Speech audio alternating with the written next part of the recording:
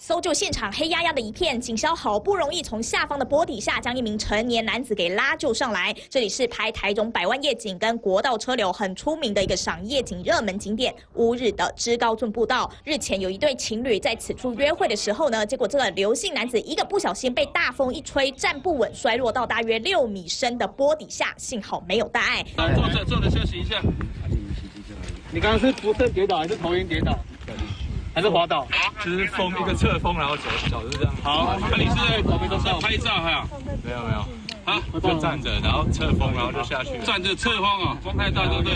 当时把同行的这个女伴给吓坏了，赶紧报案救人。拍照时，刘男遭一阵强风吹袭，翻落约10余公尺深的山沟，导致刘男无法自行脱困。 当下派出所所长赶紧带队会同消防人员赶到现场要救人，只是这个知高圳的好汉坡步道错综复杂，同行的女性友人一时之间没有办法清楚的叙述确切位置。幸好这个所长呢在当地服务了10年，凭着经验跟报案人说的这个描述，缩小了搜救范围，在报案之后的半小时之内，将这个摔落坡底的这个刘姓男子呢给救上来，减伤之后虚惊一场。